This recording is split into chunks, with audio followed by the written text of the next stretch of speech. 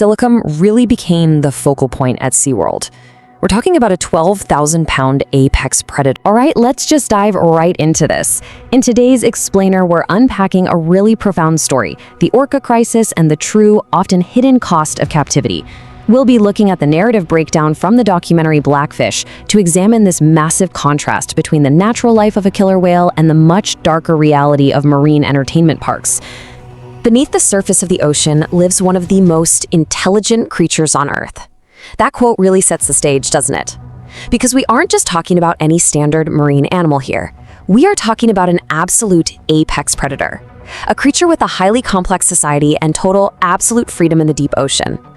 You know, before we can even begin to understand the impact of captivity, we really have to wrap our heads around the sheer scale of their natural, everyday existence. Now, what's genuinely fascinating is looking at their vast natural baseline. Out in the open ocean, orcas are pretty much in constant motion. I mean, they can swim up to 100 miles a day. Think about that immense scale for a second. The ocean is literally a limitless environment for them, and their brains and bodies evolved specifically to navigate these massive, sprawling territories. This is their natural state, and it's the absolute baseline we need to keep in mind as we move forward.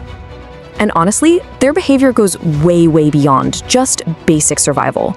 They have an incredibly highly evolved society. They communicate using these distinct, complex acoustic dialects.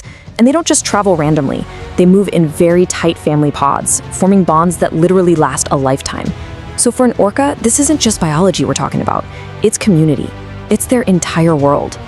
Which brings us to a pretty profound question. What actually happens to a highly intelligent, deeply social creature when that limitless freedom is just suddenly stripped away? When you take an animal that is literally hardwired for hundreds of miles of open water and lifelong family connections, and you fundamentally alter its entire existence, well, what are the consequences of that? The reality of their capture is essentially a multi-step trauma. First, they're physically chased down and taken straight from the open ocean. Second, they get completely ripped away from those lifelong family pods we just talked about. And finally, they're thrust into a completely alien world, a world of concrete tanks and strictly scheduled feeding times. So the crucial point here is this extreme collision of two completely different realities. You go from the biological expectation of boundless oceans and deep family connections, straight into the severe restriction of artificial confinement, doing repetitive tricks day in and day out. It is a wildly stark difference between two entirely incompatible worlds. Section 2, meet Tilikum, the case study. Tilikum really became the focal point at SeaWorld. We're talking about a 12,000-pound apex predator, completely removed from a vast oceanic ecosystem. Instead of riding endless ocean currents, his entire existence was reduced to performing structured, repetitive routines for thousands of cheering spectators, day after day after day. But the duality of his existence was incredibly stark. You know, to the families sitting right there in the splash zone, it was all pure wonder and joy. But behind closed doors, away from the applause and the music, managing such a massive, highly intelligent creature in a confined space created some intensely dangerous challenges that the public absolutely never saw. And all of this really begs a profound psychological question. When you take away those hundreds of miles of swimming, the complex acoustic communication, and those deep family bonds, what does that actually do to the mind of an apex predator? Well, these specific, highly unnatural conditions essentially act as a psychological pressure cooker. Think about it. You have severely limited space that completely restricts their natural energy.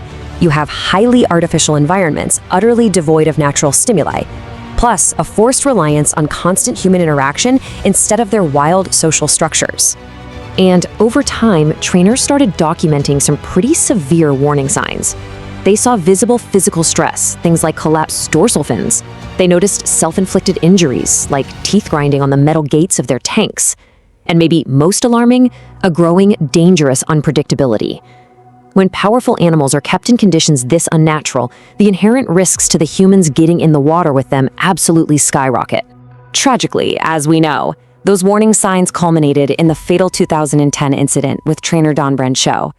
And this wasn't just a horrific mishap. It was a devastating turning point. It basically shattered that comfortable illusion of pure, innocent entertainment and forced a very uncomfortable reality directly into the global spotlight. From that moment on, the cultural conversation fundamentally shifted.